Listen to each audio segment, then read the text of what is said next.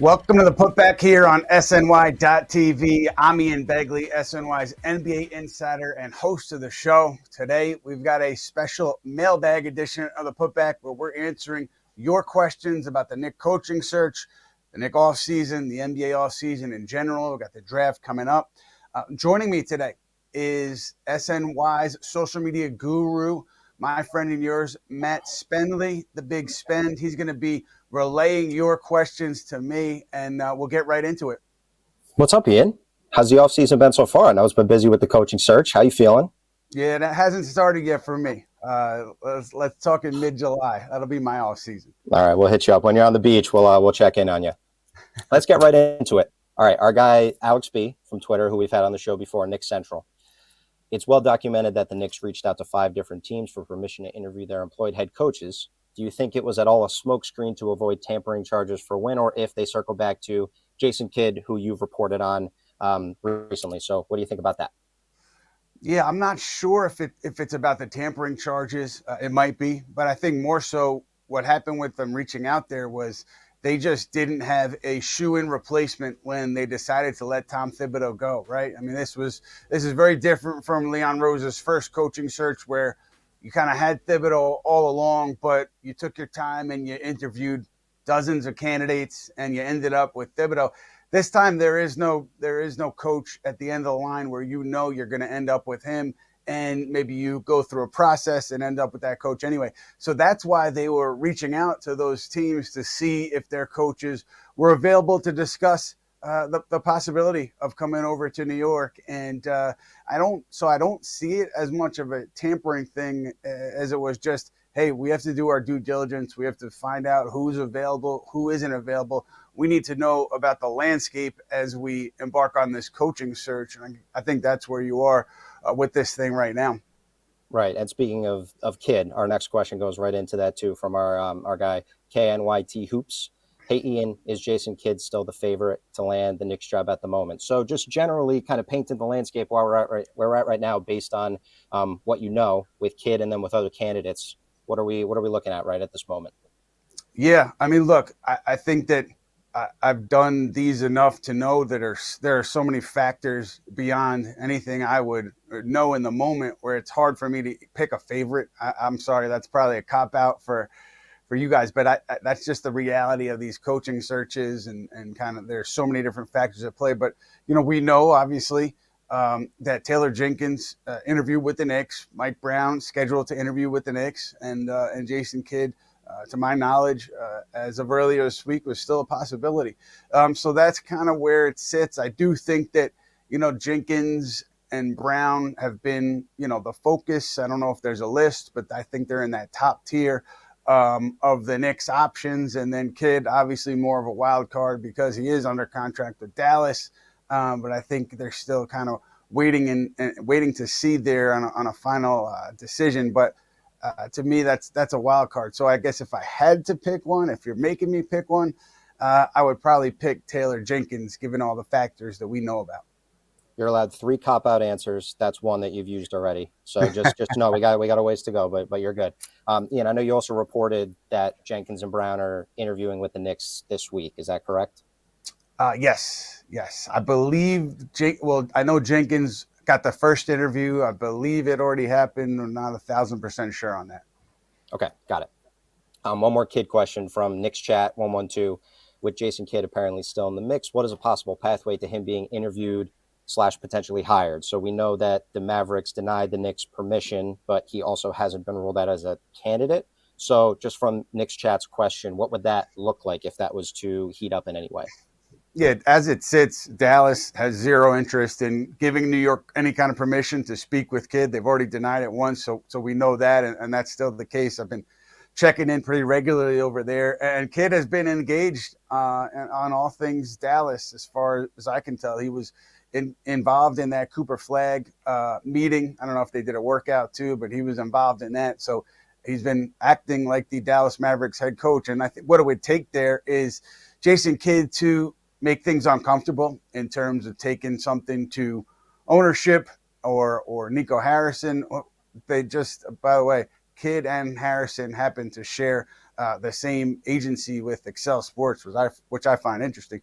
But it would take Kidd kind of making things ugly behind the scenes and, demanding the chance to leave for New York, or appealing to ownership's human side and saying, hey, this is a dream job of mine. You guys will get compensation. Can you at least let me look into it and see what the details are? So it's one of those two avenues, but it starts with Kidd or his representation pushing the envelope a little bit, forcing Dallas to let them out and let them talk to New York. And, I think that's there are a lot of hurdles before you get to the point where Dallas throws their hands up and says, all right, we'll let you talk to them. But that's kind of where it starts. It starts with Kidd or his representation getting the ball rolling, since Dallas has declined the Knicks' attempt to talk to Kidd above the table, so to speak. Got it. Good note there on Harrison and Kidd's agent also. So we'll keep an eye on that. We'll see how that ends up playing out. Shifting gears a little bit, but staying on the coaching search, Ian. Nicholas Brax 10. Have you heard about Terry Stotts, Dave Bliss, or Jerry Stackhouse potentially getting an interview? I have not. I know Jerry Stackhouse. I believe he has a close relationship with William Wesley and the Knicks. They've been talking about casting a wide net and talking to different candidates, maybe not in a formal interview setting, but at least checking in on many different candidates. So, yeah, I'd be surprised if they didn't check in on Stotts, who's, I believe, currently with Golden State, and Stackhouse. With Dave Bliss, former Knicks assistant coach, done a great job in Oklahoma City. He and Josh Longstaff, another former Knicks assistant from that staff, done very well for themselves. So I'm sure if they haven't formally reached out, they've done their homework on these guys who could be out there. But I do think that at the end of the day, you're looking at more of a Stotts type, just in terms of a coach with experience than you would be a Bliss, who does not have head coaching experience in the NBA. Sounds good. I want to jump ahead to another one because you segued me perfectly, Ian. So our guy, Unc Brutus, the mayor, be true for life. Hey, Ian, have the Knicks shut down the idea of getting a first-time head coach, and are they singularly focused on getting one of the ones that have experience? So when they're approached with all these different options, first-time head coach experience, do you think that matters to them? Where do you think that stands in the coaching search as they're evaluating all options? Just my guess, based on the landscape, I don't know that they've ruled anything out, but I think it's fair to expect them to hire a coach with experience, because obviously they did say in their statement they're singularly focused on winning a championship, and if you want to get there, it's to me, you're putting yourself at longer odds if you hire someone who's never done the job. So yeah, I think you can assume that it's going to be a head coach with experience, whether it's Jenkins, Mike Brown, Jason Kidd, somebody else. I can't see them bringing in an assistant who doesn't have the experience, because of the level that they're trying to reach, the level they're trying to get back to and get beyond. You put yourself kind of behind the eight ball if you come in with somebody without any experience. So speaking of experience, one of the questions was just all caps Mark Jackson, which isn't a question. It's more just posing us to talk about him. So our guy Ducard Luman is asking about Mark Jackson. So Ian, I ask you, Mark Jackson. Yeah, I know that there's been kind of a public push for Mark Jackson, Stephen A. Smith, and others. And look, I think Mark Jackson, just seeing his work and knowing people I know who know him, who really speak so highly of him, I hope he gets a second chance at coaching here. I don't think it's going to be in New York. I think that, things would have to take a left turn for them to go down the road and end up with Mark Jackson. But I do think he does deserve a second chance. I just don't think it's going to happen here. Fair enough. All right, another former player, another former point guard, Golson Ronald's asking, why isn't Celtics lead assistant Sam Cassell a potential candidate for the Knicks head coaching job? And I know you've mentioned more candidates could emerge, but he's not a name that we've heard yet. So is that a name that you could potentially see entering the fray? I mean, I checked in shortly after Thibodeau was let go and asked if there was any contact there, or did they reach out to Boston? And to that point, which must have been a little early last week, they hadn't. They hadn't heard about Knicks reaching out. Now, to me, if you're canvassing the league, he's an obvious name that you have to canvass. But yeah, I'll go back to what I was saying a minute ago, which was I have to assume this thing ends up with a head coach coming here who has significant head coaching experience in the NBA, that's going to matter. I think you can't hire somebody who has zero experience, because if you are where the Knicks are, and this bar is very high for the next head coach, whoever it is, he has a very high bar to meet, very high standards that he's going to be judged by based on what Tom Thibodeau did here and where he got the Knicks. So this is not a job where you want to throw somebody's feet into the fire and let them learn on the fly. It's going to be somebody who's established. Sure. And just to be specific on that point, too, because I know a name that we've spent time talking about and you've reported on is Johnnie Bryant, who was an assistant coach with the Knicks, has been a name out there. And he, of course, would be a first-time head coach. So have you heard anything else with Johnnie Bryant that we should be aware of? And let me make sure I shout out our guy. Anytime Knicks, Jay from East NY is asking about Johnnie Bryant and his potential. Yeah, Jay, Brutus, it's awesome to hear these familiar names. Thank you guys for the questions. Yeah, I just heard, I guess it was late last week still, that Johnny, it was more of a longer shot there. When you're talking about the coaches who've been in or will be in for interviews, the guys that we've already talked about, I think those are the guys who have much higher odds of landing this thing than a Johnnie Bryant. And I don't think that's a shot at Bryant at all. It's just the reality of where he is and where he would be if the Knicks hired him, which is a first-time head coach. Understanding that he was the associate head coach here, had a lot of close relationships with players, particularly Julius Randle, R.J. Barrett, Emmanuel Quickley. I know those guys were close to him. I'm sure many others were too. By all accounts, has done well in Cleveland, but I don't think that he is an odds-on favorite at all here at the moment. I think it's a longer shot now. Maybe the Knicks go through this interview process. They decide it's not Taylor Jenkins. It's not Mike Brown. You shut the door on Jason Kidd. He stays in Dallas. Then you have to look at these other options, and maybe your criteria changes. But as we sit here today, the middle of this week, I think Johnnie Bryant is still a long shot for this job. All right, fair enough. We'll keep an eye on his name. I hate to belabor the same experience bump, but I want to make sure I got one more from somebody that I want to answer, and I'll combine this one into two because we also got someone on YouTube that's asking. Our guy Al Branch on Twitter, hearing reports Knicks may pivot to college coaches if Kidd, Jenkins, Brown don't pan out. If this is true, why haven't we heard any names? And then I'll combine it with Hush Hay on YouTube is asking, could the Knicks look overseas similar to a Jordy Fernandez type hire, who I know is coach for Team Canada, has been involved. So as we're talking about experience, obviously we've been talking about NBA head coaching experience, but do you think that those are any ranks that they would potentially consider and will, again, enter the fray? Well, what we know is Jay Wright, Leon Rose, Knicks president, and Jay Wright, former Villanova coach, have a strong relationship, close relationship. And Leon Rose knew that Wright was comfortable in retirement and was not going to be, open to coming to New York. So you cross him off the list in terms of college coaches. And yeah, I the same thing. I just don't think that, if this thing ends up where the Knicks want it to end up, I don't think you end up with a college coach, a coach from overseas, David Blatt, Jordy Fernandez type. I don't think that's where they want to end up.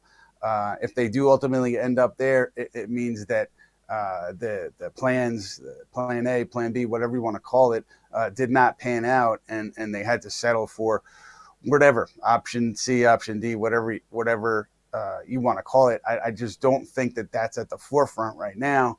But until we see, pen to paper, a press release, a press conference, anything's possible. I just can't see it. I expect this to end up with this search to end up with a head coach with significant NBA experience.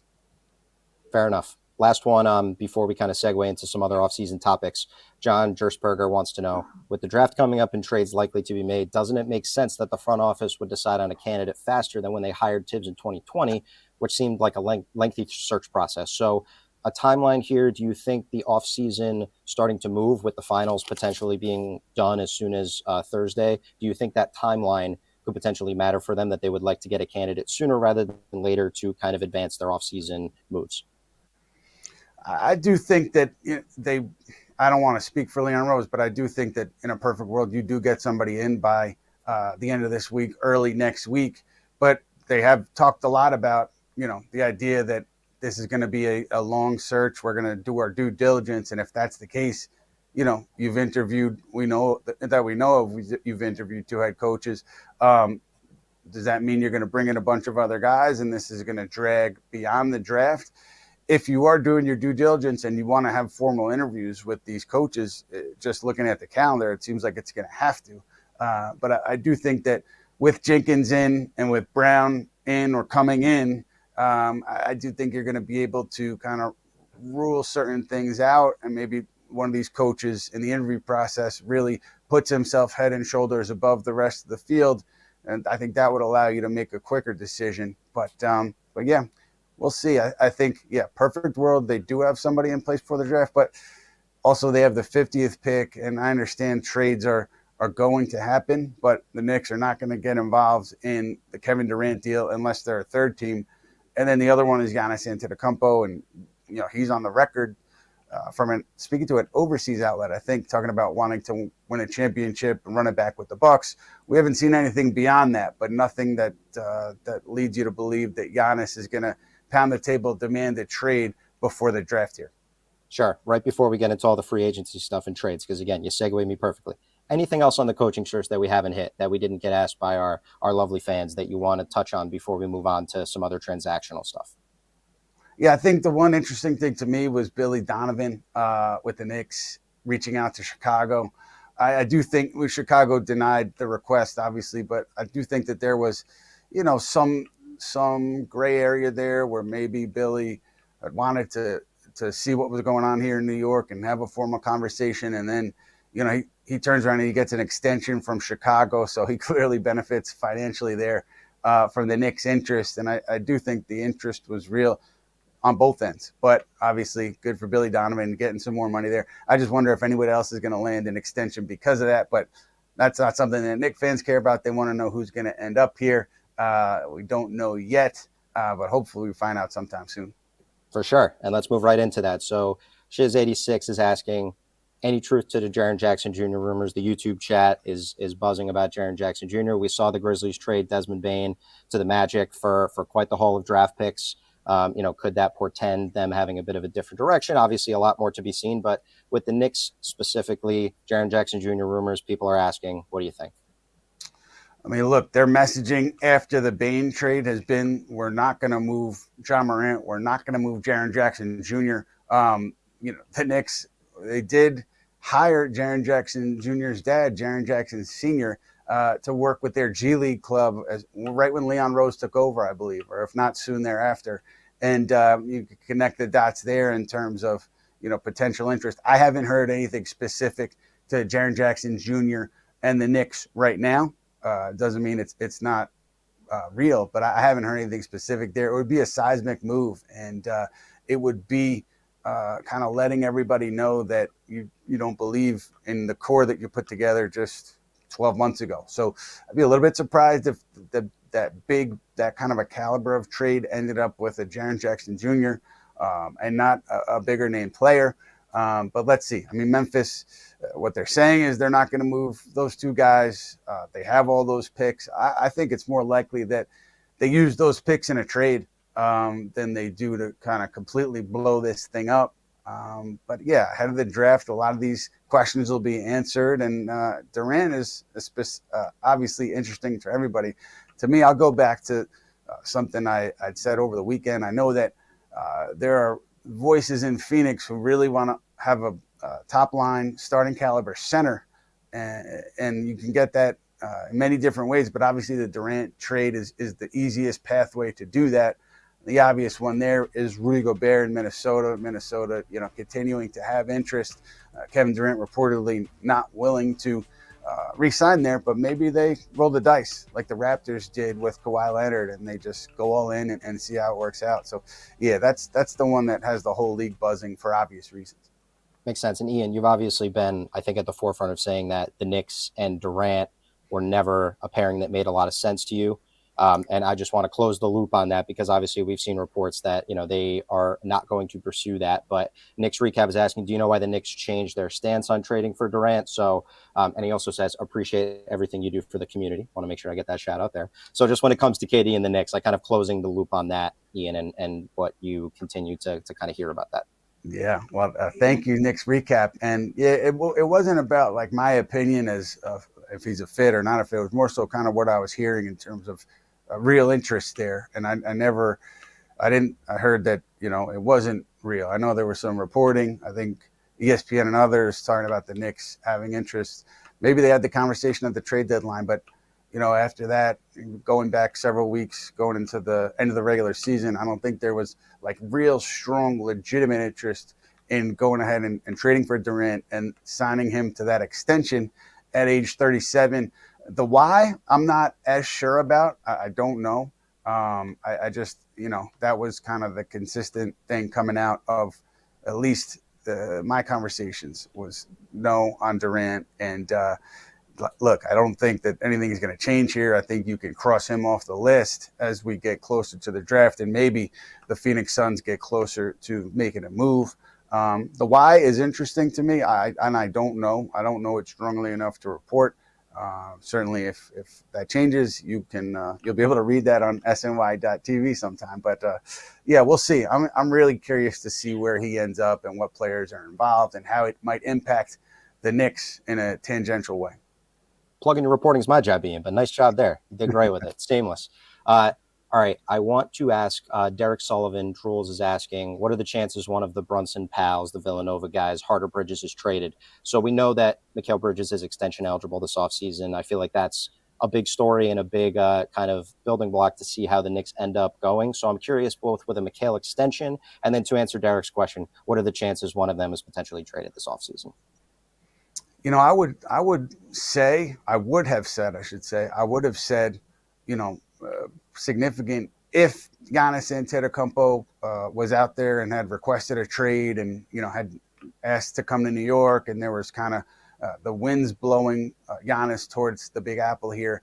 But I haven't heard that to date. And so outside of a deal like that, a deal where you're bringing in a headline star, and obviously in that instance, you really reshape your roster.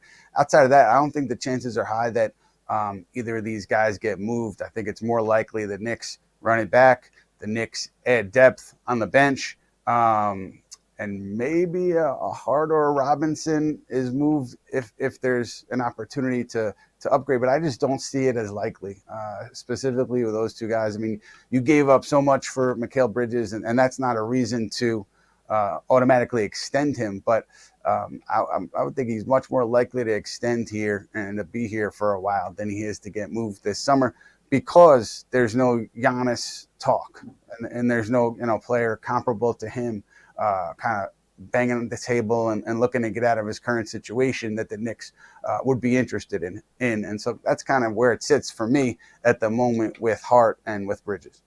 Sounds good. So we'll keep an eye on how things play out there. Just a couple other things I want to talk about. Nathan Smith's asking, could the Knicks look to get Malcolm Brogdon?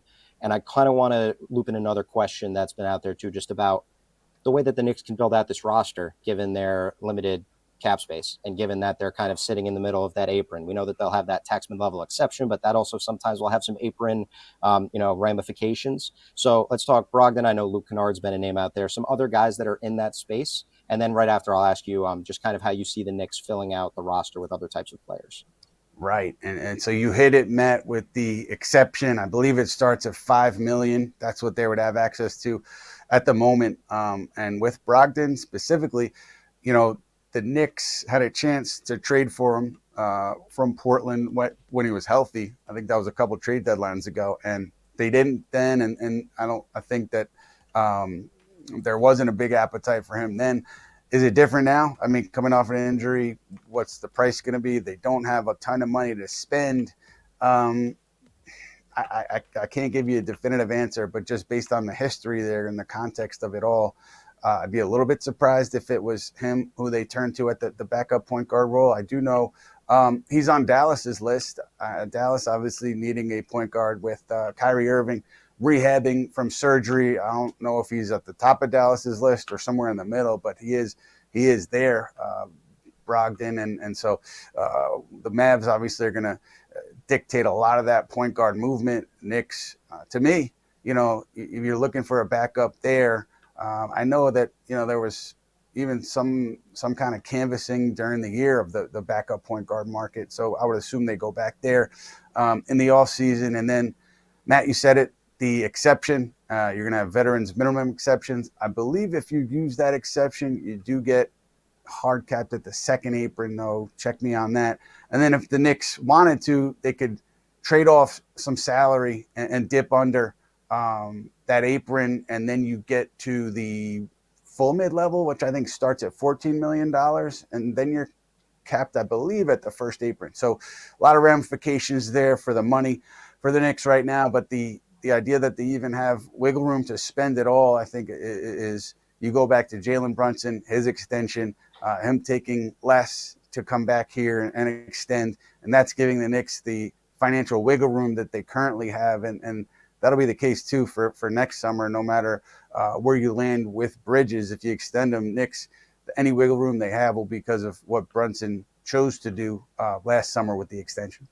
Right. And then once they hire a coach, we'll have a lot more time to talk about what free agents they could get, some other names that'll be out there. I'm sure there'll be some others that are out there and that you will report. Ian, want to give you one more chance. Is there anything else that we didn't touch on from all of our great questions? And thank you everyone for submitting that you want to hit on before we call it a day and send it to another part of the show. Yeah, I don't know if anybody has any that have just dropped, but I think we hit everything that all the topics that I think matter. Certainly, if there are any others, maybe we'll get to them next time we do a mailbag. Maybe I'll write something and answer some questions. But really do appreciate everybody for dropping those questions in and for checking in with us here at the Putback. Matt, appreciate you steering the ship for us today. And I did actually take questions from a couple other big-time Knicks fans, Joe Cruz, Randy Cruz, founders and CEOs of the Hoops in the Sun basketball tournament in Orchard Beach. Goes on every summer. They're entering their 25th summer. So Joe and Randy had a couple of Knicks questions for me. We talked about their tournament, which I think it opens up actually this weekend at Orchard Beach. It's always a great environment, always a fun place to watch some high-level basketball, high-level outdoor basketball. So let's hear from Randy. Let's hear from Joe. We got two special guests here with a question for our mailbag. We have Joe and Randy Cruz, the Cruz brothers, CEOs and founders of the Hoops in the Sun basketball tournament at Orchard Beach all summer long. Fantastic tournament. 25th anniversary for the tournament. I have a couple questions for these guys about that tournament. But first, I think they have a couple Knicks questions. What do you guys have for me? I have one. I had to ask you personally because I know you do a great job covering them the whole entire season and beyond and in the off season. How do you feel about Tom Thibodeau's how you say early resignation? I don't agree with it personally. I think that he's one of the only coaches that really, dedicated his craft to making sure this organization is back into respectable manners. But for them to do this at this point in time and them not having an end goal right now with all these coaches' names coming up, just wanted to see how you felt about the Thibs situation. Yeah, it's a great question. I mean, look, to me, there was every reason in the world to bring him back from the outside looking in. Obviously, 51 wins, getting to the conference finals, first time in 25 years, not to mention the $30+ million extension that he has on the books. So, yeah, I just thought because of those reasons, he was going to be back. Obviously, the Knicks decided otherwise. I thought he certainly deserved the chance to coach a team one more year at least. And the Knicks felt otherwise. And to me, now it's about what this next coach brings. And he's got to bring a lot because Tom Thibodeau has set the bar very high.